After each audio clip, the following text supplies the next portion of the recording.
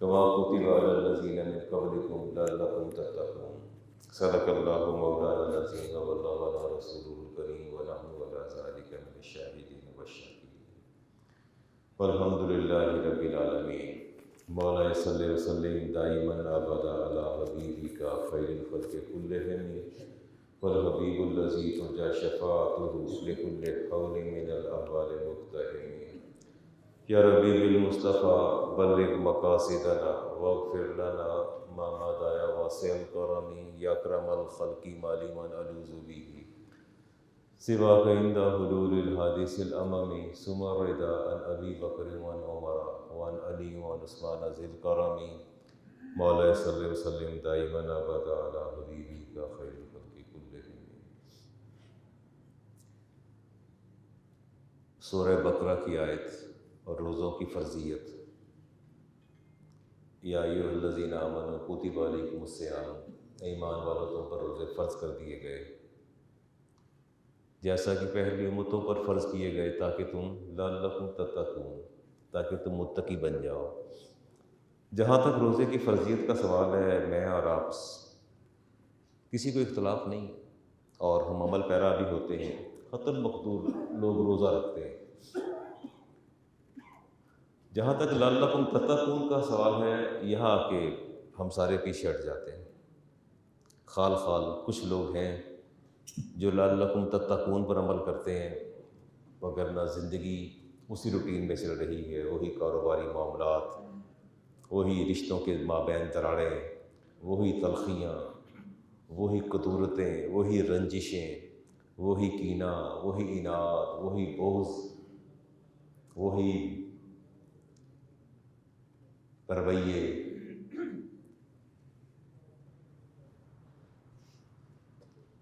تقوی والا معاملہ بڑا مشکل ہے اس میں، لیکن جب میں ایسی بات کہتا ہوں تو اس کا مطلب یہ ہرگز نہیں ہوتا کہ اس میں سب اس کی لپیٹ میں آ گئے ہیں۔ ایک عمومی رویہ ہے جو اس کی بات کرتا ہوں۔ نبی کریم علیہ السلام نے ارشاد فرمایا سومو تصحوا، روزہ رکھو اور صحت مند ہو جاؤ۔ روزہ رکھو اور کیا ہو جاؤ؟ صحت مند ہو جاؤ۔ میرا خیال ہے وہ پتہ نہیں عمران صاحب کون سا روزہ تھا جس کو رکھ کے لوگ صحت مند ہوتے تھے۔ اب میرا بھی گھر میں یہ اختلاف ہوتا ہے کہ ایک آدھ چیز اگر کوئی رکھنا ہے تو رکھ لیں۔ چھوٹے نواسی میں کہتے ہیں وہ پکوڑے نہیں ہیں، وہ ہمارا وہ نگٹس نہیں ہیں، ہماری چپس کہاں گئی؟ تو وہ کہیں بندہ ایموشنل بلیک میل ہو جاتا ہے، کہیں اپنی وہ افتاد تباہ کے باعث۔ تقویٰ جو ہے وہ، میں تو کہتا ہوں کہ افطاریاں بھی کروائی جائیں تو سمپل ایک کھجور اور سادہ گلاس پانی، کوئی مشروب نہ دے کسی کو، اس کے بعد نماز پڑھوائیں اور سادہ سا کھانا سرو کر دیں، بالکل عام نوعیت کا کھانا جس میں کوئی تیسری چوتھی ڈش نہ ہو، تاکہ وہ سومو اور تصحوا پر عمل ہو جائے کہ روزہ رکھے اور صحت مند ہو جائے۔ رسالت امام علیہ السلام نے فرمایا ان الاکل علی الشبع یورث البرص، یہ جو زیادہ کھانا ہوتا ہے یہ بیماریوں کا سبب بن جاتا ہے، بہت بیماریاں لاتا ہے۔ اور امام بخاری کی حدیث ہے، ایک شخص نے کہا یا رسول اللہ میں شادی نہیں کر سکتا، وسائل نہیں ہے میرے پاس، فرمایا فعلیہ بالصوم، فرمایا پھر روزے رکھا کرو، شادی کی خواہش تمہاری ویسے ختم ہو جائے گی، اور شیطان کے راستے کو بند کرو۔ آپ نے فرمایا ان الشیطان لیجری من ابن آدم مجری الدم، جیسے رگوں میں خون دوڑتا ہے شیطان تمہاری رگوں میں یوں دوڑتا ہے۔ فرمایا فضیقوا مجاریہ بالجوع، اس کے راستے کو تنگ کرو۔ پوچھا یا رسول اللہ ہم کیسے اس کے راستے کو تنگ کریں؟ فرمایا بالجوع والعطش، پیاس اور بھوک، یہ دو چیزیں ہیں جو شیطان کے راستے کو بند کرتی ہیں۔ فرمایا دونوں پر عمل پیرا ہو جاؤ، تمہارے شیطان کا راستہ جو ہے بند ہو جائے گا۔ اور آپ نے فرمایا کہ لولا ان الشیطان شیاطین یہومون علی قلوب بنی آدم، اگر یہ بنی آدم پر شیطان تسلط نہ کرے یا اس کو وسوسے نہ ڈالے، اس سے گمراہ نہ کرے، تو فرمایا لنظر الی ملکوت السماوات، تو میں تمہیں یقین دلاتا ہوں کہ یہ میرے امتی جو ہے زمین پر بیٹھ کے آسمان کے فرشتوں کو دیکھنا شروع کر دیں۔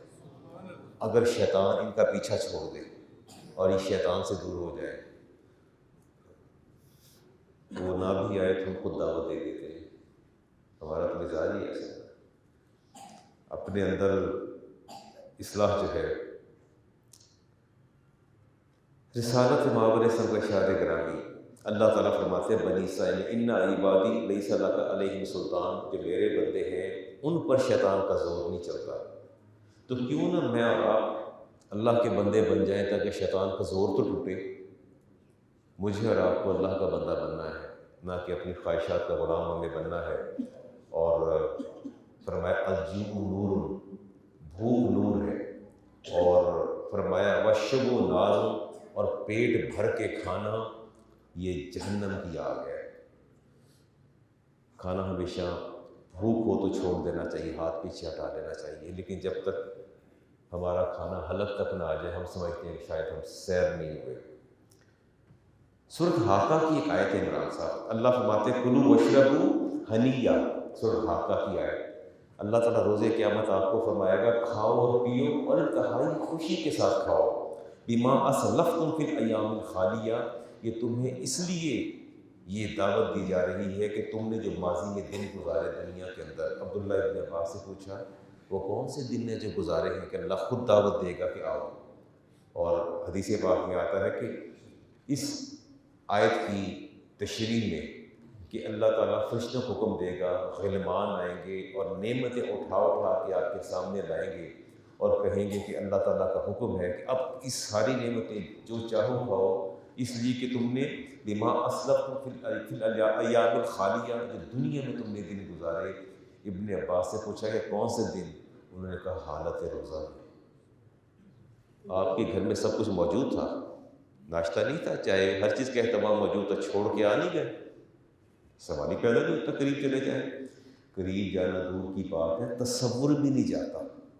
قریب جانا تو دور کی بات ہے، انسان کا تصور نہیں جاتا۔ مائیں اپنے ہاتھوں سے بچوں کو کھلا رہی ہوتی ہیں، باپ باہر سے چیزیں لے کے آ رہا ہوتا ہے، ہاتھ میں اس کے شاپرز ہوتے ہیں، پھل ہوتا ہے، کھجوریں ہوتی ہیں، تصور بھی محال ہے، دیکھتا بھی نہیں کسی ہے کیا، پر دیتا لے کے چلا جاتا ہے۔ تو کس کی رضا کے لیے؟ اللہ کی رضا کے لیے، اللہ تعالیٰ کی رضا کے لیے۔ اور آپ نے فرمایا کہ اللہ تعالیٰ ان روزے داروں کو قبر سے بھوکا پیاسا نکالے گا اور ان کی من پسند نعمتیں فرشتوں کو حکم دے گا کہ ان کے سامنے رکھ دو۔ اور فلا تعلم، سورۃ سجدہ کی آیت، فلا تعلم نفس، تم میں سے کوئی شخص بھی نہیں یہ جانتا، کوئی لفظ نہیں جانتا، ما اخفی لہم اعین، نہ کسی آنکھ سے دیکھا ہے، جزاء بما کانوا یعملون، کہ میں نے تمہارے لیے کتنی نعمتیں رکھی ہیں جس کا تمہیں علم ہی نہیں ہے۔ یعنی اللہ تعالیٰ فرماتے ہیں سورۃ سجدہ میں کہ ان روزے داروں کے لیے میں نے اتنی نعمتیں رکھی ہیں، اتنی نعمتیں رکھی ہیں جس کا تصور بھی نہیں ہے۔ پوچھا کہ یا رسول اللہ یہ کون سا عمل ہم نے کیا کہ جن نعمتوں کو کسی آنکھ نے دیکھا بھی نہیں؟ تو فرمایا کیلا کان عملہم الصیام، ان کا کام یہ تھا کہ یہ روزے رکھتے تھے۔ یہ روزے دار کو اللہ تعالیٰ نے اتنا اجر رکھا، اور روزہ نصف صبر ہے۔ روزے دار امام طبرانی کی روایت ہے، ان اللہ جعل مائدۃ علیہ مالا یا مالا عین رات، اللہ تعالیٰ نے جو مائدہ دسترخوان بچھانا ہے روزے داروں کے لیے، فرمایا وہ کسی آنکھ نے نہیں دیکھا، فرمایا ولا اذن، اور نہ کسی کان نے سنا ہے، سامعت ولا خطر علی قلب بشر، اور نہ ہی کسی شخص کے تصور میں وہ دسترخوان آ سکتا ہے۔ لا یقعد علیہا الا الصائمون، اور یہ حشر جنت کے اندر دسترخوان آراستہ اور مزین ہوگا الصائمون، صرف روزے داروں کے لیے۔ یہ دسترخوان جس کو جو کسی انسان کے تصور سے بھی نہیں گزرا ہوگا، آپ کی یہ بھوک اور آپ کی پیاس اور آپ کی بے قراری اور شام تک آپ کا انتظار، اللہ تعالیٰ کسی کو رائے گاہ نہیں جانے دیتا۔ یودع للصائمین مائدۃ من ذہب، اور فرمایا دسترخوان یہ کوئی پلاسٹک کا نہیں ہوگا، ڈسپوزیبل ہوگا، فرمایا من ذہب، یہ سونے کا ہوگا، سونے کا پرت ہوگا جس کا دسترخوان ہوگا، یاکل منہا والناس ینظرون، روزے دار بیٹھے کھا رہے ہوں گے اور لوگ حیرت سے دیکھ رہے ہوں گے، یہ کیسا دسترخوان آج جنت میں آراستہ ہوا کہ جو یہ کھانے کے لیے مصروف ہیں۔ روزے دار کی 5 خوبیاں. پہلی خوبی آپ کی، آپ روزے دار ہیں. الحمدللہ اللہ احسان، الحمدللہ اللہ احسان. یہ بھی اللہ کی توفیق ہے. نوم الصائم عبادت. میرے نبی نے فرمایا کہ اگر یہ سو جائے گا، اس کا سونا بھی اللہ تعالیٰ عبادت میں شمار فرما لے گا. نیند لے لیا کرے، کوئی ایسی فکر والی بات نہیں ہے. وَصَمْتُهُ تَسْبِیحٌ. اگر آپ سارے خاموش بیٹھے ہیں، مجھے سن رہے ہیں، لیکن آپ کی خاموشی کو اللہ تبارک و تعالیٰ تسبیحات میں شمار فرما رہا ہے. آپ کی خاموشی جو ہے فَعَمَلُهُ مُضَاعَفٌ. اور آپ کے ہر عمل کو دگنا، 3 گنا، 7 گنا، 10 گنا، 700 گنا کر دیا جائے گا. اور دعاؤں مستجاب. اور دعا آپ کی درجہ قبولیت کو پہنچ جائے گی. چلتے چلتے آپ سے پوچھ لوں کہ کیا آپ آج جو دعائیں مانگیں گے وہ قبول ہو جائے گی کہ 2:45 بجے تک؟ آپ کو کیسے، اگر آپ نے کوئی چیز مانگی کہ یا اللہ مجھے یہ عطا فرما دے، اور دعا مانگ کے باہر نکلے ہیں، امجد صاحب نکلے ہیں دعا مانگ کے باہر، دعا قبول فوراً ہو جائے گی؟ بے شمار دعائیں ایسی ہیں جو آپ مانگتے نہیں قبول ہوتی بقول آپ کی اپنی فکر کے مطابق. لیکن ایک بات یاد رکھیے گا، میرے نبی نے ارشاد فرمایا کہ اللہ تعالیٰ کبھی کسی دعا کو رد نہیں فرماتا. اگر تو اس کے حق میں بہتر ہوتا ہے تو فوراً عطا کر دیتا ہے. اگر اس وقت بہتر نہیں ہوتا تو اللہ تعالیٰ اس دعا کو مؤخر فرما دیتا ہے. اور اگر وہ چیز اس کے حق میں ویسی نقصان دہ ہو، اللہ تعالیٰ اس کے بدلے کوئی مصیبت کو ٹال دیتا ہے. لیکن یہ کبھی نہیں ہوا فرمایا کہ بندہ دعا کرے، اللہ فرماتا ہے مجھے حیات دیے، میرے سامنے ہاتھ اٹھا رہا ہے، مانگ رہا ہے، مجھے مالک راضی کا خلاق عالم مانگ رہا ہے، اس کے ہاتھوں کو میں خالی کیسے لوٹاؤں؟ تو اللہ خالی نہیں لوٹاتا. دعا ہمیشہ قبول ہوتی ہے. اور وَذَنبُهُ مَغْفُورٌ. اور چھوٹی موٹی غلطیاں ہو جائیں اللہ تعالیٰ وہ بھی معاف فرماتا ہے. الصائم فی عبادت ان کان نائما علی فراشہ. روزے دار اگر بستر پر آرام بھی کر رہا ہوگا تو فرمایا فی عبادت، وہ حالت عبادت میں ہوگا. اور سیدہ عائشہ صدیقہ طیبہ طاہرہ فرماتی ہیں کہ روزے دار کے لیے صبح سے لے کے شام تک آسمان کے دروازے کھول دیے جاتے ہیں اور فرشتے تسبیحات پڑھتے ہیں. وَأَنْ حَلَّلَ وَسَبِّحَ وَكَبَّرَ. اور یہ تسبیحات کرتے ہیں، تحلیل کرتے ہیں، تکبیرات کہتے رہتے ہیں یہاں تک کہ شام افطار کا وقت آ جاتا ہے. اگلی وہ حدیث لے رہا ہوں جی، میں پہلے بھی بیان کرتا رہتا ہوں، امام تیرمذی نے اس کو نقل کیا، ابی ہریرہ اس کے راوی ہیں. اچھا، کیا ایسا بھی ہوتا ہے کہ روزے کے اندر انسان شارٹ ٹیمپر ہو جاتا ہے؟ نہیں، نیچرل فنومینا ہے، ایک پروسیس ہے، ایک طبعی تقاضا ہے. ایک فطری بات ہے کہ روزے کے ساتھ جب بھوک اور پیاس شدت اختیار کرتی ہے تو اریٹیشن زیادہ شروع ہو جاتی ہے. بندہ یا تو گوشہ عافیت میں چلا جاتا ہے یا پھر دوسرے سے کہتا ہے یار جو کام ہے بعد میں کر لینا، میں میری طبع جو ہے اس کو ٹالریٹ نہیں کر رہی. رسول کریم علیہ السلام نے ارشاد فرمایا 3 لوگ ایسے ہیں جن کو تم نے ملامت نہیں کرنی، جن کو آپ نے ملامت نہیں کرنی. فرمایا لا یلومون علی سوء الخلق. اگر وہ تم سے مس کنڈکٹ کرے، سوء الخلق سے مراد ہے مس کنڈکٹ کرنا، برے اخلاق کا مظاہرہ کرنا، اگر کریں انہیں کچھ نہ کہنا المریض، پہلے نمبر پر مریض ہے. پہلے نمبر پر کون ہے؟ آپ ظاہر ایک بندہ بیمار ہے، اس کی تکلیف میں ہے اور بدنی کرب کے اندر مبتلا ہے، اذیت کے اندر مبتلا ہے. جب آپ اس کے پاس جا کے ہنسیں گے، کہہ کے لگائیں گے، بے جا سوالات کریں گے تو اریٹیٹ نہیں ہوگا، وہ تو اپنی جان سے بیزار ہوتا ہے. فرمایا مریض اگر مس کنڈکٹ کر بھی دے تو برا نہ منائیے. وَالصَّائِمُ حَتَّى يُفْطِرُ. اور روزے دار جب تک وہ روزہ افطار نہ کر لے، اس دوران اگر کسی وقت آپ سے مس کنڈکٹ کر لے، but he is not habitual, he would not be the jail bird.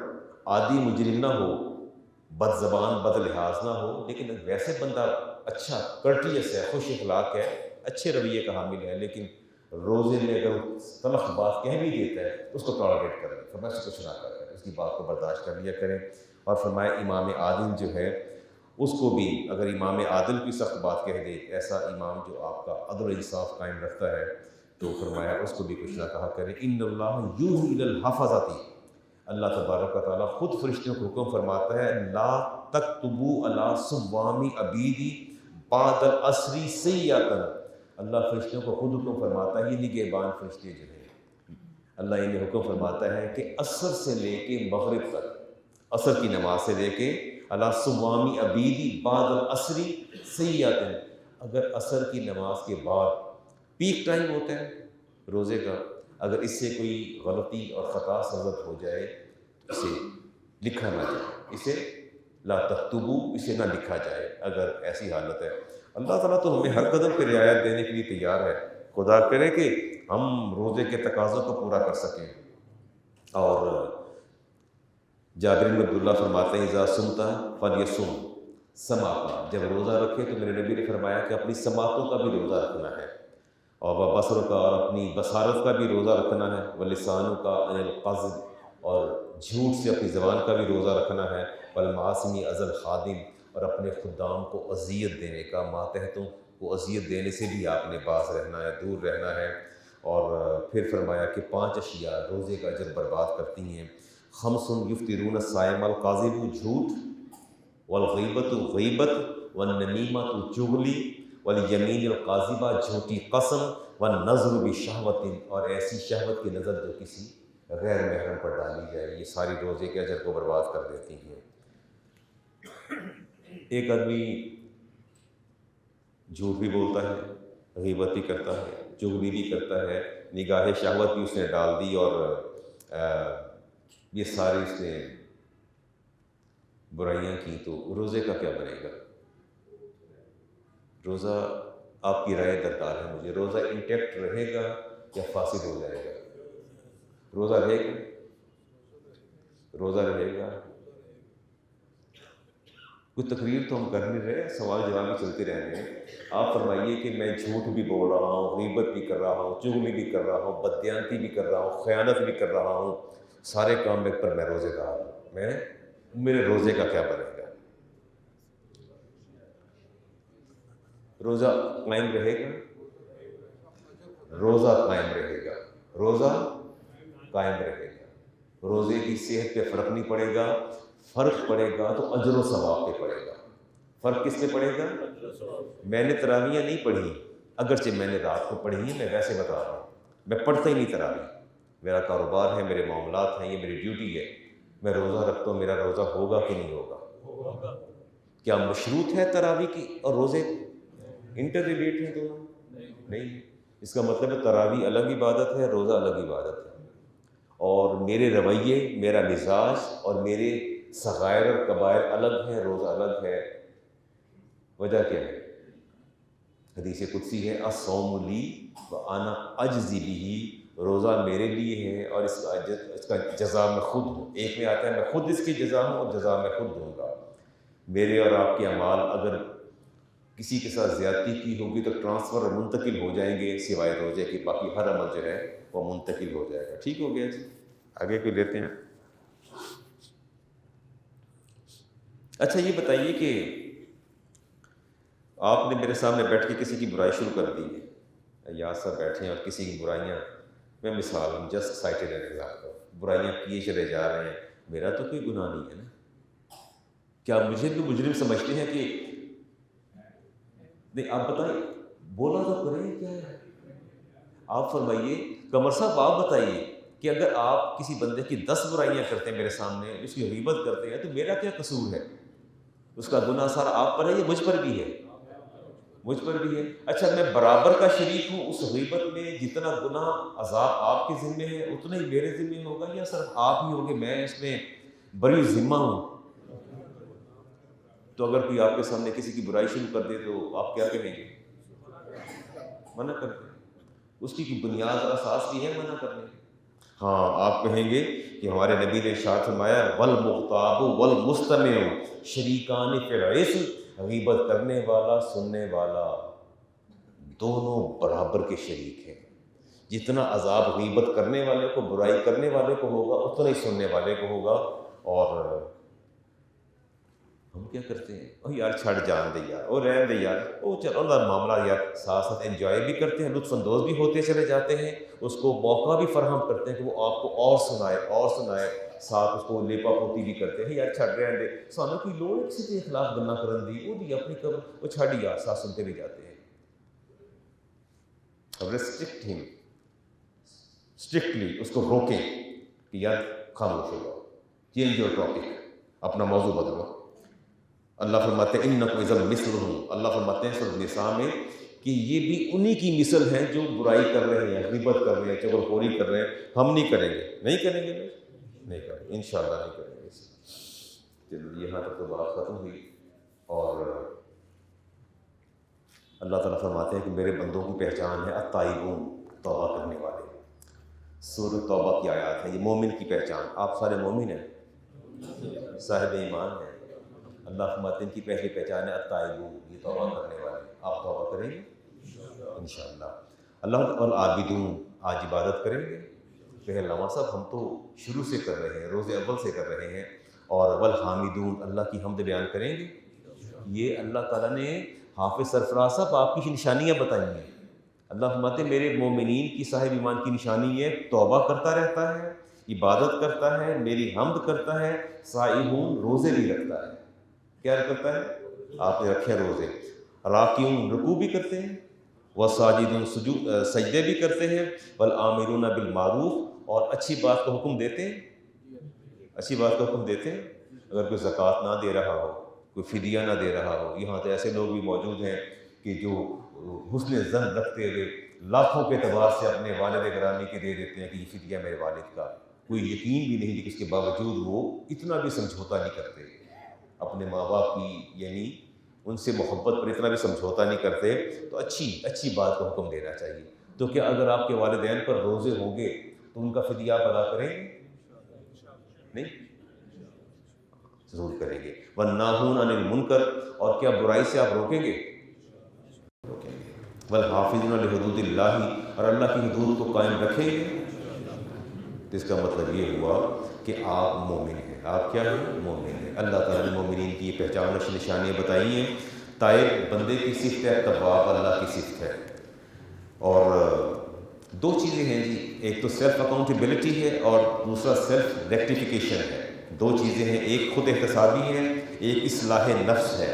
Self accountability and self rectification, یہ دو چیزیں ہیں جو آپ نے اڈاپٹ کرنی ہے۔ ایک تو اپنا محاسبہ آپ نے خود کرنا ہے توبہ کے حوالے سے۔ کس کے حوالے سے؟ ہاں، لیکن میرا ایک مشورہ ہے آپ کو، توبہ آپ نے کیسے کرنی ہے؟ ایک تو آپ نے نعت خوانی انتہا درجے کی نعت خواں کو بلا لینا ہے، اور یا ٹیلی ویژن پر نعت خواں کو سنتے جائیں، ٹیلی ویژن پروگرام، دینی پروگرام دیکھیں، اور میری توبہ قوالی بھی آپ نے سننی ہے، اور عقیدت سے وضو کر کے بیٹھ جانا ہے، اور پھر توبہ کے سارے تقاضے پورے کر لینے ہیں۔ ٹھیک ہے؟ تو کیا سمجھتے ہیں کہ اس سے سیلف ریکٹیفیکیشن یا سیلف اکاؤنٹیبلٹی نہیں ہوگی؟ میرے نظر میں تو ایسے بھی لوگ ہیں جو پروگرام، دینی پروگرام دیکھتے رہتے، دیکھنے چاہیے۔ اور یہ توبہ it is just a phenomena, یہ کہ فینومینا ہے یا اپنی تطہیر ہے، پیوریفیکیشن ہے، گناہوں کا اعتراف، اور اس کے بعد پھر اللہ کی بارگاہ میں۔ ایک آیت ہے جی سورۃ زمر کی، رسالت امام علیہ السلام نے ارشاد فرمایا کہ اللہ تعالیٰ مجھے پوری دنیا کی دولت دے دے، اور دوسری طرف یہ ایک آیت ہو، فرمایا میں ساری دنیا کی دولت کو مسترد کر دوں گا، اس ایک آیت کو قبول کروں گا۔ آیت سنیے جی، سورۃ زمر کی آیت، قل یا عبادی الذین اسرفوا، اے اللہ کے بندو، جب علی انفسہم، جب تم اپنے اوپر ظلم کر بیٹھو، اپنی ذات پر زیادتی کر بیٹھو، لا تقنطوا من رحمت اللہ، تو اللہ کی رحمت سے کیا نہیں ہونا؟ مایوس نہیں ہونا۔ ان اللہ یغفر الذنوب جمیعا، اللہ تمہارے سارے گناہ معاف فرما دے گا۔ لا تقنطوا، فرمایا ایک طرف مجھے اللہ تعالیٰ پوری کائنات کی دولت کا مالک بنا دے، اور دوسری طرف مجھ پر یہ وہی جو ایک آیت زمر کی 53 آیت، ایک طرف یہ ہو، فرمایا میں اس آیت کو فوقیت دوں گا، اس کو قبول کر لوں گا، دنیا اور ما فیہا کی ساری نعمتیں میں بالکل مسترد کر دوں گا، ترک کر دوں گا۔ انہ هو الغفور الرحیم، اللہ تعالیٰ بڑا ہی غفور الرحیم ہے۔ بڑا ہی اچھا پیغام ہے، بندہ توبہ کی طرف آ جائے تو اللہ تبارک و تعالیٰ انسان کی توبہ کو قبول بھی کرتا ہے۔ توبہ کا پہلا درجہ کیا ہے؟ کنفیشن، تسلیم کرنا۔ You have to confess your sin, آپ کو اپنے گناہ کو تسلیم کرنا ہے۔ You have to justify your sin, you are not allowed to justify. غلطی ہے تو ہے، گناہ ہے تو ہے، اس کی تعویل کیوں، اس پر عذر کیوں؟ میں تو نہیں کرنا چاہتا تھا، ہونا نہیں تھا، پتہ نہیں کس طرح ہو گیا، کیسے ہو گیا، کیا کسی نے پکڑ کے کروا دیا گناہ؟ نہیں، میں نے خود کیا، اور میری اپنی بدعملی اور بدعمالیاں ہیں۔ سب سے پہلے آپ کو کنفیس کرنا ہے، اپنی غلطی کا جو ہے وہ اعتراف کرنا ہے۔ اس کے بعد دوسرا مرحلہ ہے ندامت کا۔ دوسرا مرحلہ ندامت کا آتا ہے، شرمندگی کا۔ دیکھیں، پہلا تو گناہ کا اعتراف کریں نا، آپ نے جسٹیفائی نہیں کرنا، جو غلطی ہو گئی، یا اللہ گناہ ہوا، میں نے از خود کیا، تیرے راستے پہ چھوڑا، تیرے راستے سے ہٹا، تیرے نبی سے تعلق کو کمزور کیا، شیطان مجھ پر غالب آیا اور مجھ سے گناہ ہوا، یا اللہ تجھے معاف فرما دے۔ پہلے تو اعتراف اور اقرار کریں گناہ کا۔ اگلا مرحلہ ہے ندامت کا، اور الندامت کفارۃ الذنب۔ میرے نبی نے فرمایا کہ ندامت گناہ کا کفارہ ہے۔ ندامت کیا ہے؟ گناہ کا کفارہ ہے۔ تو شرمندگی جو ہے وہ انتہائی احساس ہونا چاہیے، اور اس کے بعد یہ ہے کہ آئندہ نہ کرنے کا عہد بھی ہونا چاہیے، اور اس کے بعد ریکٹیفیکیشن اور کمپنسیشن بھی ہونی چاہیے۔ یہ دونوں چیزیں ہونی چاہیے۔ میں نے نمازیں چھوڑ دی ہیں، بہت ساری نمازیں میں نے چھوڑ رکھی ہیں، کئی سالوں کی زکوٰۃ بھی چھوڑ رکھی ہے، اور استطاعت کے باوجود میں نے حج بھی نہیں کیا، عمرہ بھی نہیں کیا، لیکن میں نے اللہ کی بارگاہ میں اس رمضان میں توبہ کر لی ہے، سچی توبہ نصوح۔ I will not commit such kind of sin in future. مستقبل میں کوئی ایسا گناہ نہیں کروں گا۔ Is it sufficient? یہ کافی ہے؟ تو پھر کیا کروں؟ مجھے کوئی مشورہ دے نا، کیسے کیا کیا جائے پھر؟ بس دیکھیں نا، میں سچی توبہ نصوح ہے میری، میں توبہ کرتا ہوں، لیکن جو پاسٹ ہے، میں نے زکوٰۃ بھی نہیں دی، کئی نمازیں میری رہ گئی ہیں، استطاعت کے باوجود حج بھی نہیں کیا، بہت سے لوگوں کا رائٹ ڈیو تھا مجھ پر، میں نے رائٹ بھی نہیں دیا، اب میں نے توبہ کر لی ہے۔ کیا آپ سمجھتے ہیں توبہ میرے لیے کافی رہے گی؟ کمپنسیشن، مجھے ان کا تلافی کرنی ہے، ازالہ کرنا ہے۔ اگر میں نہیں زکوٰۃ بھی پچھلے سالوں کی ادا کر رہا، اور میں ماضی میں جو خرابیاں کی ہیں ان کو بھی میں نہیں کر رہا، ان کا بھی تلافی اور ازالہ نہیں کر رہا، تو میری توبہ قابل قبول ہے؟ نہیں، توبہ قابل قبول نہیں۔ جب تک میں نے جن کے ساتھ ظلم اور زیادتی کی، اور جو ڈیفیشنسی اور جو کمی ہے، پہلے مجھے وہ پوری کرنی ہے، اس کے بعد پھر آگے چل کے لیتے ہیں، آیات بھی لیتے ہیں، احادیث بھی لیتے ہیں کہ اللہ تبارک و تعالیٰ ہمیں توبہ کی توفیق عطا فرمائے۔ اور والذی، سورہ شورى، یقبل التوبہ عن عبادہ، اللہ فرماتے ہیں تمہیں پتہ میں تمہارا کیسا رب ہوں؟ والذی، وہو الذی، وہ رب، خود اپنے آپ کو وہ رب کیسا رب ہے؟ یقبل التوبہ، تمہاری توبہ قبول کرنے والا ہے، کرتا ہے وہ رب۔ یہ صفت اپنی بتائی، اللہ اپنی صفت بتا رہے ہیں، عن عبادہ، اپنے بندوں کی توبہ قبول کرتے ہیں، وَيَعْفُ عَنِ السَّيِّئَاتِ، اور تمہاری ساری خطاؤں سے درگزر کر جاتا ہوں۔ سورۃ شورى کے تمہاری خطاؤں سے کیا کر جاتا ہوں؟ درگزر کر جاتا ہوں۔ وَيَعْلَمُونَ مَا تَفْعَلُونَ، حالانکہ میں جانتا ہوں جو کچھ تم کرتے ہو، حالانکہ میں جانتا ہوں، اس کے باوجود میں درگزر کرتا ہوں تمہاری خطاؤں سے۔ یستجیب الذین آمنوا وعملوا الصالحات، اور میں تمہاری جو اعمال ہیں تمہارے ایمان والوں کے عمل صالح، ان کو پھر بھی قبول کر لیتا ہوں، ان کو قبول کر لیتا ہوں۔ وَيَزِيدُهُم مِّن فَضْلِهِ، ان پر اپنا فضل بھی زیادہ کر دیتا ہوں، ان پر فضل بھی زیادہ کر دیتا ہوں۔ آپ کے کسی ماتحت سے، کسی ملازم سے خطا ہو جائے، میں تو معاف کرنے کو تیار نہیں، آپ بھی تیار نہیں، لیکن میں معافی کا طلبگار ضرور ہوں اللہ کی بارگاہ میں۔ جو میں نے 65 سالہ عمر میں گناہ کیے، اور جب سے مجھ پر گناہ کا اطلاق ہوا، میں بالغ ہوا، میں اس وقت سے لے کے ٹل ڈیتھ میں ہر گناہ پر اللہ سے بخشش کا طلبگار ہوں، اور ہر چیز پر یا اللہ مجھے سارا کچھ معاف کر دے، لیکن میں خود معاف کرنے کو تیار نہیں۔ ٹھیک ہے نبی صاحب؟ ٹھیک ہے، میں دیکھ رہا ہوں آپ کو بڑی مسافت طے کر کے آپ تشریف لائے ہیں، کیا کیا جائے؟ معاف کرنا سیکھیں۔ ٹھیک ہو گیا جی؟ اللہ تعالیٰ ہمیں توفیق عطا فرمائے کہ ہم دوسروں کو معاف کرنا سیکھیں۔ یہ ایک حدیث کے لفظ ہیں جی، رسالت امام علیہ السلام نے فرمایا کہ ان قریب ایک طبقہ میری امت کا ہلاک اور برباد ہو جائے گا۔ پوچھے یا رسول اللہ کون سا طبقہ ہے؟ تو آپ نے فرمایا حلق المصوفون، وہ لوگ جو کہتے ہیں کہ ہائے لوگ برباد ہو گئے۔ ہائے لوگ نہیں، آپ کو سمجھ نہیں آئی، نہیں کہتے یار بڑے برے حالات نے، لوگوں کا کی پڑھنے گیا، کہڑے پاسے ٹر پے نے، اننے گناہگار، اننے سیاکار، ایوی برائی ایوی برائی ایوی خرابی ساری، ہائے لوگ برباد ہو گئے۔ فرمایا میرا رب فرماتا ہے پہلے انہیں برباد کروں گا، ان کی باری آئی یا نہ پہلے تمہیں برباد کروں گا۔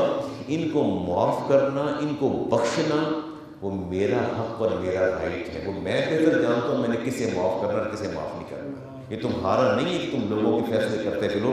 فرمایا یہ تمہارا کام ہی نہیں ہے۔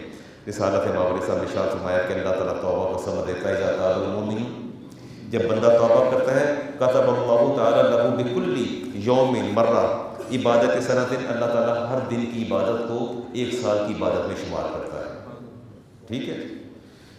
وآتاہ ثواب الشہید، اور اسے توبہ کرنے والے کو شہید کا ثواب دیتا ہے۔ اور پھر فرمایا یتوج یوم القیامت کی الف تاج، اسے ایک ایسا تاج پہنائے گا جو 1000 تاج سے زیادہ روشن ہوگا۔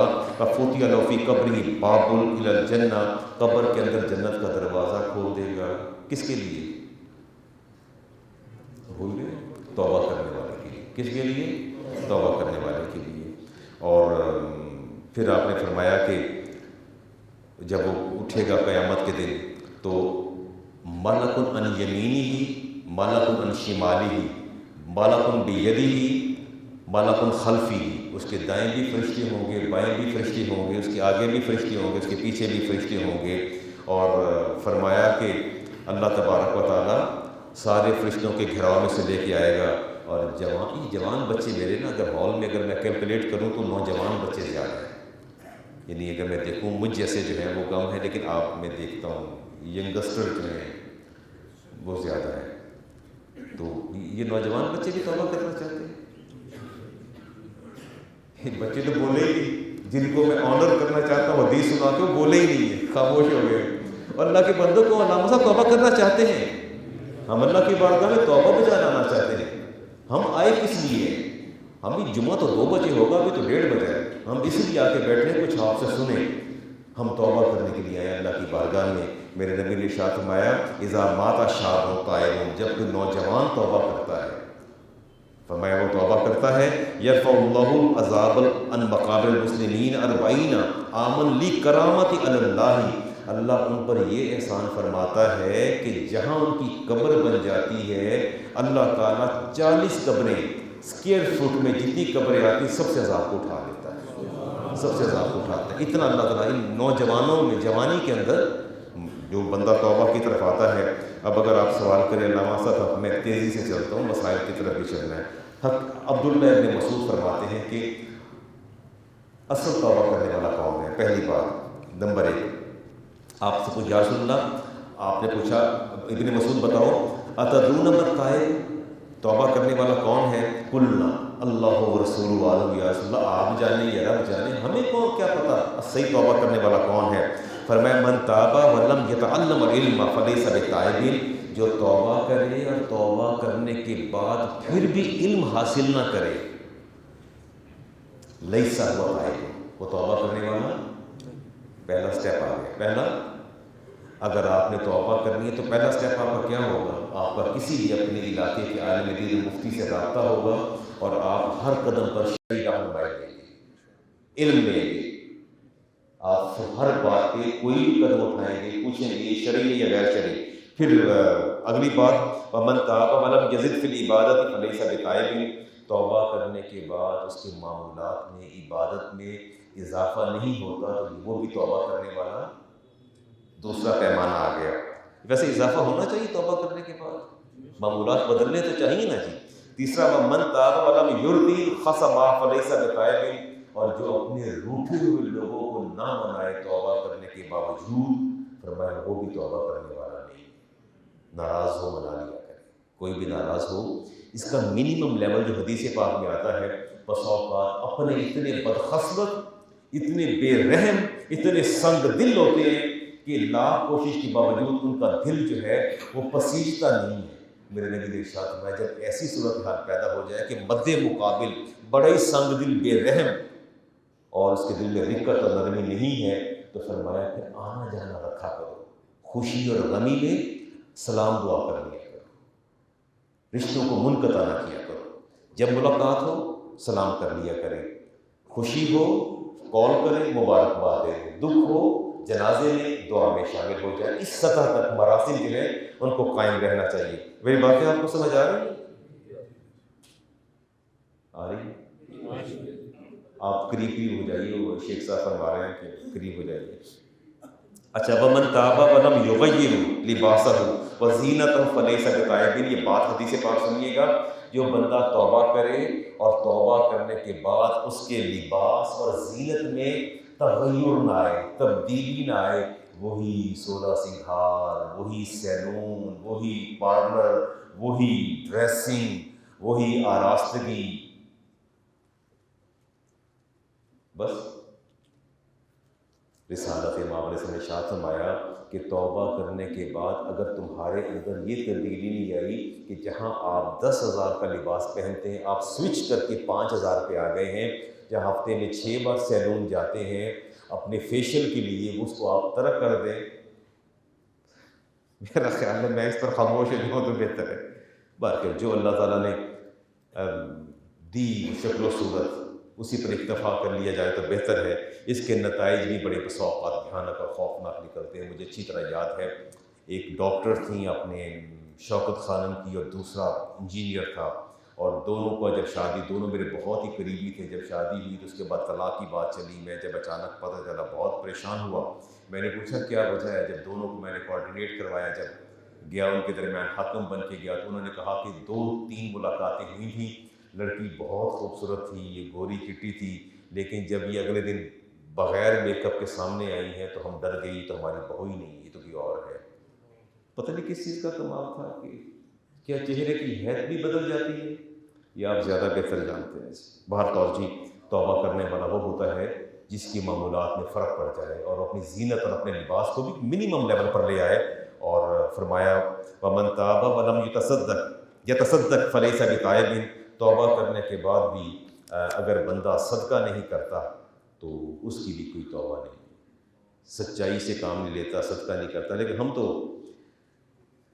صدقہ بھی دیتے ہیں اور خیرات بھی کرتے ہیں. بس 1-2 باتیں کر کے میں چلتا ہوں کہ مسائل کی طرف آہستہ آہستہ، پھر بھی دل میں بات آئی تو کر لوں گا. جی، وَإِذْ قَالَ الْعَبْدُ إِنِّي أَشْتَاقُ إِلَىٰ مَوَانِقِ الْحُورِ. اور اگر حدیث پاک میں آتا ہے کہ آپ لوگ چاہتے ہیں کہ اللہ تعالیٰ آپ کو جنت میں حوریت عطا فرمائے، اللہ تعالیٰ کی نعمت ہے. اللہ تعالیٰ نے سورۃ الرحمن میں فَبِأَيِّ آلَاءِ رَبِّكُمَا تُكَذِّبَانِ، اللہ نے غلمان کا ذکر کیا، موٹی آنکھوں والی حوروں کو ذکر کیا. اللہ تعالیٰ کی نعمت ہے. نیک بندوں کے لیے اللہ تعالیٰ نے جنت میں حوریں، بیویاں تو آپ کے ساتھ ہوں گی، خوف زدہ نہ ہو، وہ آپ کے ساتھ ہی ہوں گی. حدیث کے اندر آتا ہے وہ وہاں بھی آپ کے ساتھ ہی ہوں گی، بیویاں نیک شوہروں کے ساتھ ہوں گی. اور اللہ تعالیٰ اگر کسی سے خطا ہوئی تو معاف کر دے گا، شوہر سے خطا سے معاف کر دے گا، دونوں کو یکجا کر دے گا. قرآن کریم کی آیات موجود ہیں، اس طرف جاؤں گا تو اس موضوع سے سوئچ کر جاؤں گا. اللہ تعالیٰ اس کے ساتھ آپ کو حوریں بھی عطا فرمائے گا. تو کیا آپ کو بھی شوق ہے؟ رانا صاحب، زاہد صاحب، نہیں آپ مشتاق ہیں؟ آپ بھی علامہ صاحب، اللہ کی نعمت کا کون مشتاق نہیں ہے؟ وہ رب نعمتیں جب عطا فرما رہا ہے، کون ایسا بد نصیب ہوگا جو کہے گا کہ میں رب کی نعمتوں کا مشتاق نہیں ہوں. فرمایا وَإِذْ قَالَ الْعَبْدُ إِنِّي أَشْتَاقُ إِلَىٰ مَوَانِقِ الْحُورِ. جب میرا کوئی امتی، اللہ کا بندہ یہ کہتا ہے کہ یا اللہ مجھے جنت میں حوریں عطا فرمانا، وَلَمْ يُقَدِّمُ لَهَا مِہْرًا، اور اس کا حق مہر ادا نہیں کرتا، فَهُوَ كَذَّابٌ غَيْرُ تَائِبٌ، وہ جھوٹا بھی ہے اور اس کی توبہ بھی کوئی نہیں ہے. فَإِنَّ التَّائِبَ، پوچھا یا رسول اللہ اس کا کیا ہوگا؟ فرمایا فَإِنَّ التَّائِبَ حبیب اللہ وحبیب رسول اللہ. توبہ کرنے والا اللہ کا بھی حبیب ہے اور میرا بھی حبیب ہے.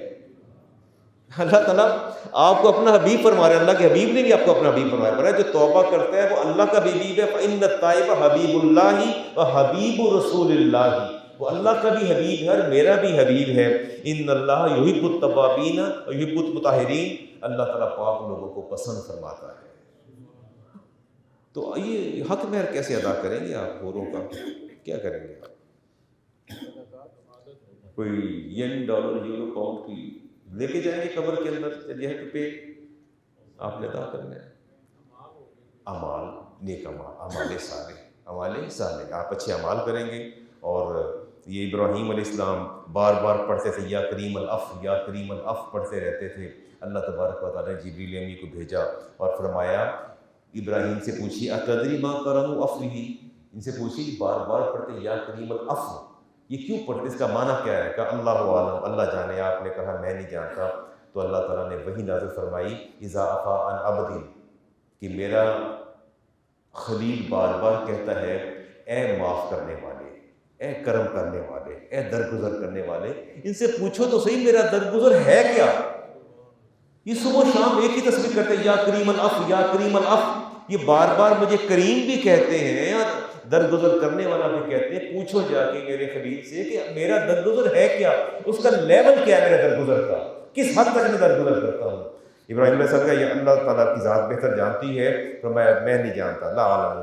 اللہ تعالیٰ نے جواب دیا اذا عفا عن عبد، جب میں کسی بندے سے درگزر کرتا ہوں، جب میں کسی بندے سے درگزر کرتا ہوں، لم یردی بذالک، میں اس وقت تک رب راضی، میں رب اس وقت تک راضی نہیں ہوتا حتی یبدل سیئات حسنات، جب تک اس کے سارے گناہوں کو نیکیوں میں نہ بدل ڈالو، میں راضی نہیں ہوتا۔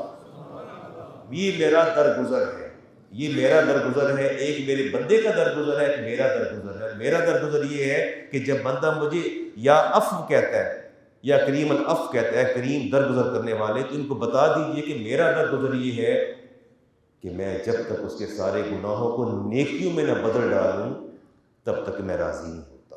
یہ رب کا درگزر ہے۔ اس پر قرآن کریم کی ایک آیت بھی لے لیں جی، سورۃ فرقان کی 70، وہ حدیث لی میں نے، اب آیت لے لیں، اجازت ہے جی؟ الا من تاب، اللہ فرماتا ہے سورۃ فرقان کی آیت نمبر 70، الا من تاب، مگر وہ لوگ جو توبہ کر لیتے ہیں، فرمایا وہ آمن و عمل عملا صالحا، اور پھر نیک عمل کرتے ہیں، فاولئک یبدل اللہ سیئات حسنات، اللہ فرماتے ہیں میں اتنا کریم ہوں کہ اس کے سارے گناہوں کو نیکیوں میں بدل ڈالتا ہوں۔ یہ قرآن کریم کی آیت میں نے 70 پڑھی سورۃ فرقان کی، کہ جب بندہ توبہ کرتا ہے تو میں، اور یقین جانیے کہ واقعی چیزیں کنورٹ ہو جاتی ہیں۔ میں سینکڑوں بار یہ واقعہ سنا چکا، پھر بس اسی واقعے پر میں اکتفا کر کے آگے چلتا ہوں جی۔ وہ میں حدیث پاک اکثر پڑھا کرتا ہوں کہ سیدنا عمر فاروق سخت مزاج تھے، دین کے معاملے میں سخت مزاج تھے۔ ظاہر ہے شراب حرام کر دی گئی، لیکن نوجوانوں کے اندر کچھ تھے جو بھی عادت چھوڑنے میں ان کو دشواری تھی یا نہیں چھوڑتے تھے۔ سامنے ایک نوجوان آ رہا، اچھا ایک نیچرل سا فنومینا پروسیس ہے، اگر آپ کے اندر کوئی وہ ہے نا کوئی نقص یا خامی، یا یہ کہہ لیں دل کے اندر کوئی چور ہے، تو بسا اوقات وہ چہروں سے عیاں ہو جاتا ہے۔ نہیں کبھی خوف ہو کسی چیز کا کہ میں پکڑا نہ جاؤں، تو چیزیں جو ہیں وہ چہروں سے ڈیٹیکٹ ہو جاتی ہیں، بندے کے چہرے پر عیاں ہو جاتی ہیں۔ شراب کی بوتل لے کے ینگسٹر آ رہا تھا، اور اس کے ہاتھ میں بوتل تھی اور شال کر رکھی تھی، ہاتھ میں لٹکائی تھی بوتل اس نے۔ سیدنا عمر فاروق کی نگاہ بھی بڑی گہری تھی، اور دیکھا وہ تھا بھی مدینہ کے اندر، تو آپ نے دیکھا اس نے اچانک میں تیزی کے ساتھ موومنٹ کی اپنے ہاتھوں کی۔ آپ کو شک پڑ گیا کہ اس کے ہاتھ میں کوئی نہ کوئی چیز ہے جو تیزی کے ساتھ چھپا رہا ہے، اور آپ نے کچھ جب قریب آئے فرمایا ذرا میرے پاس آؤ، ایو الشاب، اے نوجوان میرے پاس آؤ، من الذی تحمل تحت ثیابک، یہ تو نے چادر کے نیچے ابھی کچھ چیز چھپائی ہے، کیا چھپایا ہے؟ نوجوان تو اتنا پریشان ہوا کہ میں جواب کیا دوں۔ اس دل میں کہا کہ یا اللہ، یا الہی ان لم تخجلنی عند عمر، یا اللہ تو آج مجھے عمر کے سامنے رسوائی سے بچا لے، اگر تو مجھے رسوائی سے بچا لے، ولم تفضحنی، یا اللہ میں تجھ سے وعدہ کرتا ہوں کہ آج کے بعد میں اس کو ہاتھ تک نہیں لگاؤں گا۔ فسترتنی عندہ، یا اللہ آج اس کے سامنے، امیر المومنین کے سامنے، ان کے سامنے میرا بھرم اور پردہ رکھ لے۔ دل میں یہ دعائی اور شدت کے ساتھ ایک دم کلمات آئے، فلا اشرب الخمر ابدا، میں یا اللہ تیرا میرا وعدہ ہے، تو رب ہے اور میں تیرا بندہ، تو معبود ہے، میں تیری عبادت کرنے والا تیرا بندہ ہوں، تو مالک ہے، تیرے ساتھ میرا وعدہ ہے کہ ولم فلا اشرب الخمر ابدا، میں خمر کو، شراب کو کبھی نہیں پیوں گا۔ تو پوچھا میں نے تجھ سے پوچھا، پھر پوچھا میرے کو پوچھا آپ نے کہ میں نے تجھ سے پوچھا ہے کہ ما تحمل، کیا اٹھا رکھے ہاتھ میں، کیا چیز ہے؟ کہتا ہے یا امیر المومنین الذی احمل الخمر، یہ میں سرکہ لے کے آ رہا ہوں، میں بازار گیا تو سرکہ لے کے آ رہا ہوں۔ فرمایا نہیں، چادر ہٹاؤ، دکھاؤ مجھے سرکہ۔ حتی ارا، آپ نے بوتل کو پکڑا، ایسے دیکھا سامنے، حتی اراہ فکشفوا بین یدیہ، اس کو موو کیا، اس کو دیکھا، اس کا کیپ اتارا، اس کو سونگھا، فراہ عمر، عمر نے دیکھا اور کہا قد صارت خلا نقیہ، بڑا خالص سرکہ ہے، کہاں سے لائے ہو؟ بڑی خالص سرکہ کہاں سے لائے ہو؟ وہ بوتل اس نے آپ نے ان کو واپس کر دی۔ یہاں میں ایک بات کہتا ہوں کہ امیر المومنین کے خوف سے اللہ تعالیٰ سرکے کو، اگر شراب کو سرکے میں بدل دیتا ہے تو کیا میں اور آپ اللہ کا خوف ہمارے دل میں آ جائے تو اللہ ہمارے گناہوں کو نیکیوں میں نہیں بدلے گا؟ ہاں بدلے گا۔ یبدل اللہ سیئات حسنات، اللہ فرماتے ہیں میں تو پھر رب ہوں نا، تمہارے گناہوں کو تمہاری نیکیوں میں بدل ڈالوں گا۔ میں دعا کروں گا آپ کے لیے کہ اللہ تعالیٰ میرے اور آپ کے گناہوں کو اپنے وعدے کے مطابق اللہ تبارک و تعالیٰ نیکیوں میں بدل ڈالے، اور ہمارے نامہ اعمال میں کوئی گناہ باقی نہ رہے۔ جب اس کی بارگاہ میں ہم حاضر ہوں تو ہمارا نامہ اعمال صاف ہو۔ وہ مالک جتنا رحیم ہے، وہ فرماتا ہے تم توبہ کر لو، تمہاری توبہ کا میں ثمر تمہیں یہ دوں گا کہ سب سے پہلے ان فرشتوں کو حکم دوں گا کہ تم اس کے گناہوں کو مٹا دو۔ اس کے بعد اللہ فرماتے ہیں کہ میں تمہارے عذاب حکم دوں، ان کو بھلا دوں گا، تمہارے گناہ سارے بھلا دوں گا۔ جس زمین پر تم نے وہ گناہ تم سے سرزد ہوا، تم اس کے مرتکب ہوئے، اللہ اس جگہ کو تمہارے گناہ کو بھلا دے گا۔ اور جب تم رب کے سامنے آ کے کھڑے ہوگے، حدیث پڑھ رہا ہوں آپ کے سامنے، آپ کے رب کے سوا آپ کے گناہ پر کوئی یادگار نہیں ہوگا، یا رب جانتا بھائی آپ جانتے ہوں گے۔ اللہ فرمائے گا کہ دنیا میں میں نے تیرا بھرم رکھا، تجھے تیرے گناہوں کو میں نے آشکارا اور منکشف نہیں ہونے دیا، آج بھی میں تیرے گناہوں کو کسی کے سامنے نہیں کھولوں گا۔ جاؤ یہ صحیفہ حسنات لے جاؤ اور جاؤ جنت میں چلے جاؤ۔ لیکن کوئی ہو تو صحیح سچی توبہ کرنے والا۔ اللہ ہمیں توفیق دے کہ ہم اللہ کی بارگاہ میں سچی توبہ کر سکیں۔ گفتگو تو ختم ہوئی، اب چلتے ہیں سوالات کی طرف۔ آپ مجھے یہ بتائیے کہ روزہ کب فاسد ہوتا ہے؟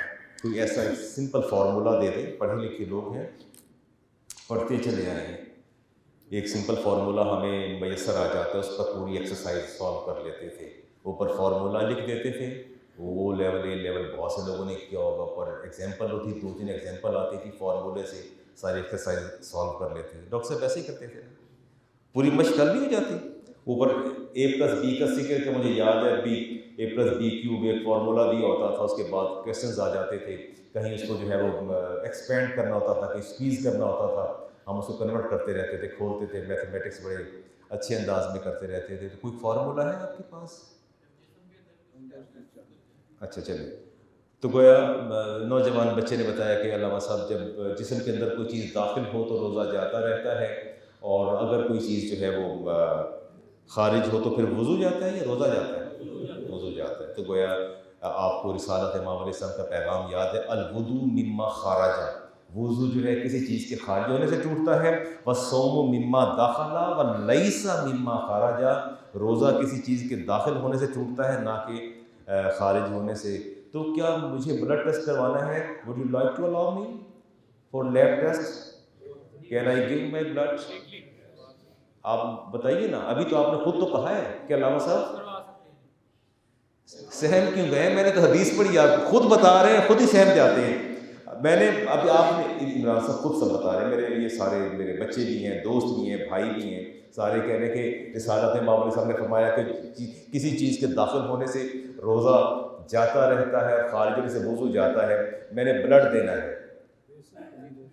وہ میں نے جب پچھلے سال اس کو میں نے حدیث پڑھی اور میں نے مسئلہ بتایا تو ایک نوجوان نے بعد میں کہا کہ علامہ صاحب سوئی بھی تو اندر جاتی ہے نا۔ میں کہ یار آپ خاموش رہے کہ میں نے کہا ہے کہ منہ شگافی نہ کریں۔ چلیں جی ٹھیک ہو گیا۔ ذات ساتھ زکوٰۃ کا بھی کوئی مسئلہ چھوٹا سا دونوں ڈسکس کرتا چلا جاتا ہوں جی۔ اچھا بہت شدت کے ساتھ ایک سوال آ رہا ہے، میں دونوں مسائل کو ساتھ لے کے چلتا ہوں، 10 منٹ آپ سے بات کرتا ہوں جی۔ اچھا یہ بتائیے کہ آپ کی زوجہ کے پاس کوئی زیور ہے، سونا ہے، جیولری ہے وہ استعمال کرتی ہیں 8، 9، 10 تولے، اس پر زکوٰۃ ہے زکوٰۃ؟ وہ استعمال کرتی ہیں 5، 7.5، 8 تولے، 9 تولے ان کے استعمال میں ہے۔ اچھا لیکن جو آپ کے پاس 1 کروڑ کی گاڑی ہے، مالک آپ نے، آپ بھی استعمال کرو، اس پر زکوٰۃ کیوں نہیں؟ اس پر کیوں زکوٰۃ ہے؟ مجھے آپ سے جواب چاہیے، جتنے یہ باہر لوگ مجھے دیکھ رہے ہیں مجھے آپ سے جواب چاہیے۔ مجھے بالکل کنفیوز کیا ہے نوجوان بچوں نے، لوگوں نے کہ جی فلاں نے یہ کہہ دیا جی زیور جو استعمال ہوتا ہے اس استعمال کے زیور پر زکوٰۃ نہیں ہے، اور جو آپ نے مجھے ایک بات تو بتائیے، یہ زیور رکھتا کون ہے؟ کبھی کسی نے ویسے ہی باکس میں بند کر کے رکھا ہے، ساری خواتین استعمال کرتی ہیں، شادیوں پہ بینک سے نکلوا لیتی ہیں، استعمال کرتی ہیں، گھر میں ہوتا ہے پہنتی ہیں، زیور تو سارا استعمال ہوتا ہے۔ ان کا موقف یہ ہے کہ جو زیور استعمال ہوتا ہے اس پر زکوٰۃ نہیں، چاہے وہ 25-30 تولے بھی ہو، کوئی زکوٰۃ نہیں ہے۔ جب میں نے پوچھا نہیں بیٹا زکوٰۃ ہے، تو کہتے ہیں علامہ صاحب جو گاڑیاں کروڑوں کی گھر کھڑی ہیں، یہ اتنا بڑا گھر ہے، 8-8 کنال کے گھر ہیں، یہ فارم ہاؤسز ہیں، ان پر زکوٰۃ کیوں نہیں ہے؟ وہ بھی تو استعمال ہوتے ہیں، جب ان پر نہیں تو اس پر بھی نہیں۔ نہیں تو آپ اپنی ازواج سے پوچھیں تو ایک ماں سے زیور ضرورت ہے کہ نہیں ہے، انہیں کہ گڈی بیچو، خبردار سونے نہ ہاتھ لایا تھی، آپ اس کی انگوٹھی تو بیچ کے دیکھیں، اس کے بعد آپ کا اکاؤنٹ سیٹل کر دیں گی وہ۔ بات تو آپ دیکھیں نا، بات تو بڑی طے شدہ ہے۔ وہ کہتے ہیں افتخار صاحب کہتے ہیں کروڑ کی گاڑی ہے، اس پر آپ زکوٰۃ ہی کہتے ہیں سوال، اور سونا جو ہے بیچارہ کو 22-23 لاکھ کا ساتھ، اور اس پر زکوٰۃ ہے، یہ اس پر آپ کیا، کوئی آپ کوئی would like to give any opinion on, کوئی آپ مجھ پر رائے دیں گے اس میں ایسی؟ اللہ تعالیٰ کی چھوٹ، یعنی اللہ تعالیٰ نے آپ کی گاڑی پر، آپ کے بنگلے پر، سب پر چھوٹ دے دی ہے، اور ادھر نہیں دی چھوٹ، کیا آپ کیا سمجھتے ہیں؟ اچھا اس کے بعد اگلی بات سنیں، ڈائمنڈ آپ کے پاس ہے، وائٹ گولڈ ہے آپ کی بیگم کے پاس یا والدہ کے پاس، اس میں جیڈ ہے، روبی ہے، سفائر ہے، کچھ بھی آپ کہہ لیں، ڈائمنڈ ہے، اس پر زکوٰۃ نہیں ہے، سونے پر زکوٰۃ ہے، انٹرنیشنل کرنسی گولڈ، اور یہ بات بھی آپ نے ٹھیک کی۔ رانا صاحب فرماتے ہیں جی انٹرنیشنل کرنسی ہے، اس پر جو ہے وہ اس لیے اس پر زکوٰۃ ہے۔ چلے جی کوئی، اچھا پہلے ایک آپ نے میری بات غور سے سنی ہے، میں دوں جواب، آپ کا جواب آپ کے دل میں موجود ہوگا لیکن میں دیتا ہوں۔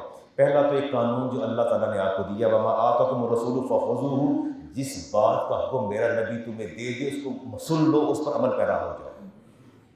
نہیں بات نہیں سمجھ میں آئی۔ اللہ تعالیٰ کیا فرماتے ہیں؟ جس چیز کا حکم میرا نبی تمہیں دے دے تم اس پر جو ہے عمل پیرا ہو جاؤ، اس کو سنو۔ وَمَا نَهَاكُمْ عَنْهُ، اور جس سے منع کر دے، روک دے، فَانْتَهُوا سے باز آ۔ ٹھیک ہو گیا؟ چلیے جی، رسالت امام علیہ السلام تشریف فرما تھے، اور آپ کے پاس ایک خاتون آئیں، اور ابو داؤد شریف کی حدیث ہے، عبداللہ ابن اس کا راوی ہے، اس کے ہاتھوں میں تو موٹے موٹے سونے کے کنگن تھے۔ اب یہ حدیث کا الفاظ سنیے گا، آپ نے ان سے پوچھا آتوتین الزکاۃ ھذا، بھائی ان کی زکوٰۃ ادا کرتی ہو؟ کہتے لا، قالت لا، یا رسول میں نے تو کبھی زکوٰۃ نہیں دی۔ اب یہ الفاظ سننے والے ہیں، قال النبی علیہ السلام ایسرک ان یصورک اللہ بہما یوم القیامۃ سوارین من نار، کیا تمہیں اچھا لگے گا روز قیامت اللہ تعالیٰ تمہیں جہنم کی آگ کے 2 کنگن پہنا دے؟ کیا تمہیں یہ بات اچھی لگے گی؟ کہ یا رسول اللہ نہیں، میں تو کیسے پسند کروں گی؟ تو فرمایا کہ اس پر زکوٰۃ دو۔ اس پر کیا کرو؟ اس نے کہا میں تو زکوٰۃ نہیں دیتی، یہ کنگن اتارے، دونوں ہاتھوں سے اتار کے رسالت امام علیہ السلام قدموں میں رکھ دی، یا رسول اللہ یہ میں صدقہ کرتی ہوں، یہ میں کیا کرتی ہوں، مجھے ان کی زینت کی قطعاً ضرورت نہیں ہے، یہ میں واپس لوٹاتی ہوں۔ میرا آپ سے سوال ہے، کیا وہ خاتون نے زیور پہن نہیں رکھا تھا؟ پہن رکھا تھا نا؟ تو یہ لاجک جو ہے کہ جی وہ جو پہننے والا ہے اس پر زکوٰۃ نہیں ہے۔ میں نے ان سے ایک بات پوچھی، میں نے کہا یار آج آپ نے ظہر کے 2 فرض پڑھنے ہیں یا مغرب کے آپ نے 4 پڑھ لینے ہیں؟ کہتا نہیں یہ کیسے ہو سکتا ہے؟ تو میں کہا یہ کیسے ہو سکتا ہے؟ اگر وہ نہیں ہو سکتا تو یہ بھی نہیں ہو سکتا۔ میں نے کہا ایک بات یاد رکھنا، دین اسلام زبان مصطفیٰ پر اعتبار کا نام ہے۔ جس دن آپ کا اعتبار اپنے نبی کی زبان سے اٹھ گیا، اس دن قرآن کا دامن بھی ہاتھ سے جائے گا، آخرت بھی جائے گی، دنیا بھی جائے گی، اور قبر بھی جائے گی، کچھ آپ کے دامن میں باقی نہیں رہے گا۔ بس ایک بات آپ ذہن میں بٹھا لیں کہ میرا دین زبان مصطفیٰ پر اعتبار کا نام ہے۔ میں ایک مائکرو سیکنڈ کے لیے، 1 سینٹی میٹر کے لیے بھی نہ دائیں جاؤں گا نہ بائیں جاؤں گا۔ وما آتاکم الرسول فخذوہ، میرے نبی نے فرمایا نا فجر کے 2 فرض ہیں تو میں آخری سانس تک 2 فرض ہی پڑھوں گا، اس میں کمی بیشی نہیں کروں گا، کیونکہ دین زبان مصطفیٰ پر اعتبار کا نام ہے۔ اللہ تعالیٰ نے سورۃ توبہ میں فرمایا والذین یکنزون الذھب والفضہ، وہ لوگ جو سونا اور چاندی جمع کرتے ہیں، ذھب والفضہ، ذھب سونا، فضہ چاندی، یہ کس نے فرمایا؟ کون سی 2 دھاتیں ہیں؟ دھاتیں اسپیسیفائی کس نے کی ہے؟ ہاں تو پھر کیا اعتراض ہے؟ یہ اس طرح کی چیزیں آتی جاتی رہتی ہیں ان پر۔ اچھا دوسری ایک اور بات بھی آپ سے عرض کر لیتا ہوں، یہ بتا دیجئے کہ 9 تولے سونا ہے جی، کتنا سونا ہے میرے پاس؟ میرے پاس نہیں ہے بھائی، 9 تولے سونا آپ کے پاس ہے، آپ ویل آف لوگ ہیں، اللہ آپ کو قناعت عطا فرمائے اور آپ کے دلوں کو اللہ تعالیٰ غنی فرما دے۔ اچھا 9 تولے سونا ہے، زکوٰۃ کس پر دیں؟ نہیں 9 پر پوری کیوں دوں زکوٰۃ؟ پہلے 7.5 مائنس نہیں کریں گے؟ نہیں ایسا نہ کر لیں کہ 1.5 تولے پر زکوٰۃ دیتے ہیں اور 7.5 کو مائنس کر لیتے ہیں، نصاب میں 7.5 تولے آتا ہے تو اس کو مائنس ہی کرنا، تو پورے دینی ہے، 9 تولے پر دینا پڑے گا۔ چلے بہت شکریہ آپ کی، اللہ تعالیٰ نے آپ کو انشراح صدر عطا فرمایا، آپ نے مجھے میری رہنمائی کی۔ اور اچھا ایستھمیٹک پیشنٹ، وہ دمے کا مریض ہے، ابھی کل پرسوں بھی مجھے کال آئی تھی، کہہ رہے تھے کہ علامہ صاحب میں ان کا موقف یہ تھا کہ وہ بھاپ لیتے ہیں، اس میں میڈیسن نہیں، ایک تو ہوتا ہے نا ایک انہیلر ہوتا ہے، انہیلر لیا جاتا ہے روزے کی حالت میں، نہیں لے سکتے اس سے روزہ جاتا رہتا ہے، اور وہ کہتے تھے میں انہیلر نہیں لیتا، کنجیشن ہے چیسٹ کے اندر تو میں صرف وہ ویپرز جو ہیں وہ لوں گا، بھاپ جسے کہتے ہیں، سٹیم لینا چاہتے ہیں۔ آپ بتائیے کہ وہ سٹیم اگر لی جائے روزے کی حالت میں تو اس سے روزہ جاتا رہے گا؟ پہلے تو انہیلر کی بات کریں، انہیلر سے روزہ جائے گا یا نہیں جائے گا؟ جائے گا؟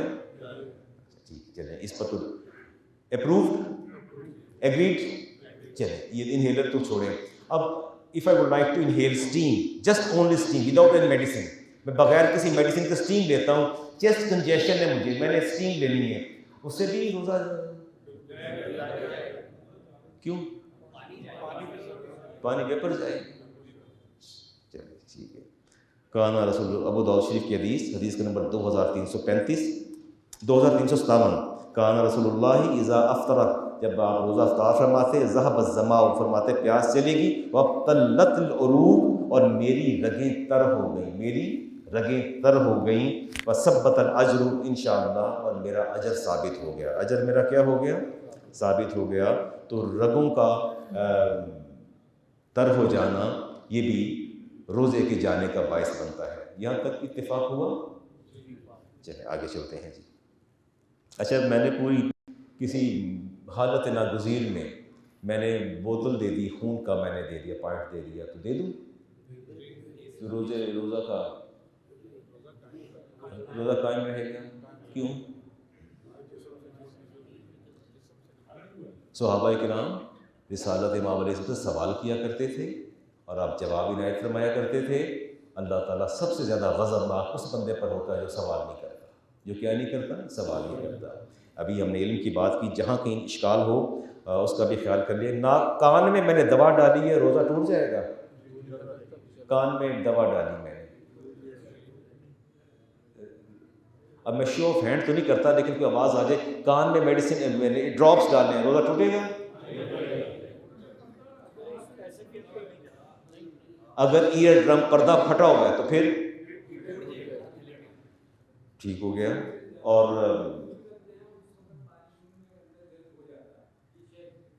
جی ڈاکٹر صاحب فرمائیے جی۔ جذب ہوتا ہے، لیکن وہ ایسا پانی جذب، اب میں اس کی مثال بھی آپ کو دیتا ہوں کہ آنکھ میں ڈراپ میں، ڈاکٹر صاحب کو دکھاتا ہوں، آنکھ میں اگر دوا ڈالیں تو روزہ جاتا رہے گا؟ نیزو لیکریمل ڈکٹ ہے جس کی وجہ سے آپ کے حلق کے اندر جائے گا، ایسے ہی ہے نا جی۔ آنکھوں میں وہ بالکل آپ نے صحیح فرمایا۔ اچھا یہ وہ ایبزارپشن ہے ڈاکٹر صاحب، جس ایبزارپشن پر ہمارا اختیار نہیں ہے۔ اب میں یہاں بات کرتا ہوں، یہاں ایک طے شدہ بات ہے کہ آنکھ کے اندر اگر ڈراپس ڈالیں گے، حلق کے اندر آئیں گے، روزہ جاتا رہے گا، اور ناک کے اندر آپ ڈالتے ہیں تو ڈکٹ کے ذریعے حلق میں جائے گا۔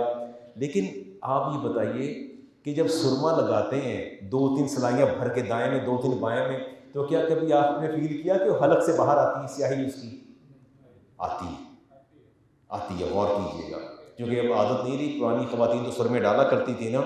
اس پر سوال کیا گیا امیر المومنین سے کہ یہ سرما تو اگر ڈالا جائے تو یہ تو حلق میں آ جاتا ہے، آپ نے فرمایا تھا وما آتاکم الرسول فخذوہ، نبی کریم علیہ السلام نے روزے کی حالت میں سرما ڈالا ہے تو ڈالا جائے گا، نو ریسٹرکشنز اینڈ نو آبجیکشن، کوئی پابندی نہیں ہے۔ ڈاکٹر صاحب اب آنکھ دیکھیں، کچھ چیزیں غیر اختیاری ہوتی ہیں جو انسان کے اختیار میں نہیں ہوتی، علی مرتضیٰ شیخ خدا نے نہیں فرائض میں نہیں، سنت میں شامل ہے جی. نہیں کلی کرنی چاہیے، غرارہ نہ کرے، کلی تو کرے بھائی، وضو میں کلی تو کرنی ہے. انٹینسلی جو ہے اس کو آپ کوشش کریں کہ اس کو غرارہ نہ کریں، کلی تو آپ کر لیں. اب وہ بات آپ نے کی تو میں بات ہی بھول گیا میں کیا کہنے جا رہا تھا. علی مرتضیٰ شیخ خدا کو اس معتزلہ نے کہا تھا کہ ہم اپنے افعال اور اپنے اعمال پر قادر ہیں، تو آپ نے فرمایا کہ اچھا اس کو میرے پاس لاؤ. فرمایا تم اپنے افعال پر قادر ہو، اپنے اعمال و افعال. اس کا جی میں قادر. فرمایا دائیں ٹانگ اٹھاؤ. اسے دائیں پاؤں اٹھا لیا. فرمایا بائیں بھی اٹھاؤ. کہتا یہ میں کیسے کر سکتا ہوں؟ تو فرمایا پھر تم نے کیوں کہا کہ میں اپنے افعال پر قادر ہوں؟ یہ بات تم نے کیسے کر دی؟ تو بات یہ ڈاکٹر صاحب کہ کچھ چیزیں ایسی ہیں جس پر ہم قادر نہیں ہیں، جس پر اگر ہم پانی نہاتے ہیں، غسل کرتے ہیں، پانی چہرے پر ڈالتے ہیں، وضو کرتے ہیں، آٹومیٹیکلی وہ آنکھوں میں بھی جاتے ہیں، پاسبل ہے اس کی کچھ ویپرز یا ڈراپس جو ہیں حلق میں آ جائیں، تو اس پر تو کوئی ہم پر لا یکلف اللہ نفسا الا وسعها. اللہ فرماتے ہیں کہ میں نے کسی بندے پر اس کی طاقت سے زیادہ بوجھ نہیں ڈالا. جب رب نے بوجھ نہیں ڈالا تو ہم بھی اس کو صدقہ سمجھ کے جی بیٹا جی ہاں ڈزنٹ میٹر. آپ پانی پینا تھوڑی ہے، آپ نے بیٹھے رہیں، آپ کی اسکن فریش رہے گی. اب آپ کی مجبوری ہے، آپ نے اس بیٹھنا ہے تو بیٹھے رہیے، کوئی ایسی بات نہیں ہے جی. ان انٹینشنلی پانی حلق میں چلا جاتا ہے تو روزہ نہیں جاتا، لیکن کوشش کریں کہ نہ جائے. اگر بھول کے کھا پی لیں تو اگر بھول کے کھا پی جائے تو پھر روزہ جاتا ہے نہیں جاتا. کیوں؟ اللہ نے کھلایا، اللہ نے پلایا. چلیں جی یہ تو بڑی اچھا جی. وہ کوئی اگر انجیکشن بات کر لیں انجیکشن کی. انجیکشن اچھا کان کا میں نے بتایا کہ اگر تو ایئر ڈرم انٹیکٹ ہے، کان کا پردہ سالم سلامت ہے، پھر تو ڈراپ ڈالیں گے روزہ نہیں جاتا. اور اگر پردہ پھٹا ہوا ہے تو آٹومیٹیکلی وہ آپ کے حلق میں آئے گا، یا کوئی اگر درمیان میں ڈکٹ ہے تو پھر روزے کے جانے کا خدشہ ہے. انجیکشن کے حوالے سے دو طرح کی آراء آتی ہیں ہمارے فقہا کی. ایک کے نزدیک ٹوٹ جاتا ہے. میں ان لوگوں میں سے ہوں جو کہتے ہیں انجیکشن سے روزہ جاتا رہتا ہے.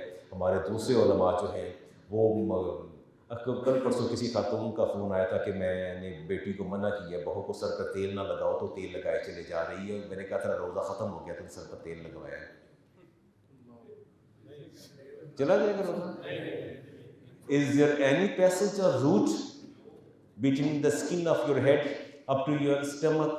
کوئی ایسی کوئی ڈرگس یا کوئی ہے سر؟ میرا نہیں خیال کوئی ایسے. میں کہہ نہیں، بلکہ وہ سید عائشہ صدیقہ طیبہ طاہرہ فرماتی ہے کہ میں حالت روزہ میں خود نبی کریم صلی اللہ علیہ وسلم کو تیل لگایا کرتی تھی. تو کیسے جا سکتا ہے؟ میں ان لوگوں میں سے ہوں، ان علماء میں سے ہوں جو کہتے ہیں انجیکشن سے روزہ جاتا رہتا ہے. میرا اپنا پرسیپشن ہے جی. میرا پرسیپشن یہ ہے کہ کچھ چیزیں آپ اورل لیتے ہیں، ٹیبلیٹس لیتے ہیں، میڈیسن آپ اورل لیتے ہیں اور منہ سے گولی کھا لیتے ہیں، اور اس کا فنکشن یہ ہوتا ہے کہ جا کے ڈیزالو ہوتی ہے اسٹمک کے اندر، ڈیزالو ہو کے آپ کے بلڈ کے اندر شامل ہو کے اس بیماری کا مداوع کرتی ہے. پین کلر لیں گے تو پین کلر جائے گی میدے میں، ڈیزالو ہوگی، ڈیزالو ہو کے آپ کو وہی بینیفٹ دے گی. اگر آپ کو کوئک بینیفٹ چاہیے یا کوئک ریئیکشن چاہیے تو آپ انجیکشن لے لیتے ہیں. ایسا ہی ایسا ہے. آپ تائید کرتے، میں ممبر چھوڑ دیتا ہوں. انجیکشن کا بنیادی فنکشن کیا ہوتا ہے؟ اینٹی بائیوٹک آپ اورل لے لیں، سم ٹائم وہ آپ کو دے دیتے ہیں، انجیکشن دے دیتے ہیں، تو دونوں کا فنکشن سیم نہیں ہوتا. میں اسی طرف جا رہا ہوں. تو اب یہ بتائیے، اب میں اگلی بات کرتا ہوں. Injection either would be intravenous or intramuscular, وہ یعنی وہ ایک ہوتا ہے نا رگ کے اندر لگانا، وین کے اندر، اور ایک ہوتا ہے مسلز کے اندر لگانا. تو کیا دونوں انجیکشن کے؟ میری دونوں کے بارے میں سیم رائے ہے. Either you are having insulin, آپ انسولین لے رہے ہیں، یا آپ دوسرا injection intravenous or intramuscular injection لے رہے ہیں، پٹھوں میں لگوا رہے ہیں یا رگوں میں اترا رہے ہیں. دونوں انجیکشن سے میرے نزدیک کچھ علماء کہتے ہیں نہیں ٹوٹتا. میرا موقف ان علماء کے ساتھ ہے جو کہتے ہیں انجیکشن کا فنکشن بھی سیم ہوتا ہے جو فنکشن آپ کا اورل میڈیسن کا ہوتا ہے. دونوں کوئک ریئیکشن کے لیے انجیکشن لے لیتے ہیں. اور آپ ایسا کریں، میں آپ کو رعایت دیتا ہوں، جس عالم دین اور مفتی پر آپ کو اعتبار ہے وہ جینون عالم دین اور مفتی ہیں، ان کے ساتھ آپ کی اٹیچمنٹ ہے. اگر وہ کہتے ہیں کہ روزہ نہیں ٹوٹتا انجیکشن سے تو آپ ان کی رائے پر عمل کریں گے. میں دیکھیں، میرا اپنا ایک موقف ہے. ہمارے بہت سے علماء اناٹمی سے واقف نہیں ہیں. But I know some about anatomy, मुझे कुछ पता है एनाटॉमी का, मुझे पता है कि किस चीज़ में क्या फंक्शन करना होता है, एक थोड़ा लिटिल बिट नॉट मोर। तो मैं सिर्फ इतना अर्ज़ करूँगा कि जिस आलम दीन से आपकी एफिलिएशन है, अगर वो कहते हैं कि रोज़ा नहीं टूटता, लेकिन कंडीशन ये है कि मुस्तनद आलम दीन हो, मुफ्ती हो, वो अगर आपसे कहते हैं कि रोज़ा नहीं टूटता तो आप उनकी राय पे अमल कर लें। अगर जाता भी रहा तो वो ज़िम्मेदार होंगे, फतवा देने वाला, आप बच जाएंगे। अब मुझे आपने याद करवाना है कि मैं आपको वो हदीस पढ़ के सुनाऊँ कि मेरे नबी ने फरमाया अल्लाह ताला जितना गज़बनाक एक गुनाहगार पे होता है, उतना ही गज़बनाक उस बंदे पे होता है जो रब की रुखसत को कबूल नहीं करता। जो रब की किसको कबूल नहीं करता? मुझे बताइएगा मौलाना, हदीस पढ़िए। वो मैं हदीस पढ़ूंगा सिहा की और 2-3 हदीस पढ़ूंगा। अगर आप बीमार हैं, अलील हैं, आपको रब ने रुखसत दी है तो रब की रुखसत को कबूल फरमाइए। ठीक है, अपनी जान पर जुल्म न कीजिए। आइए सुनते अदा करते हैं।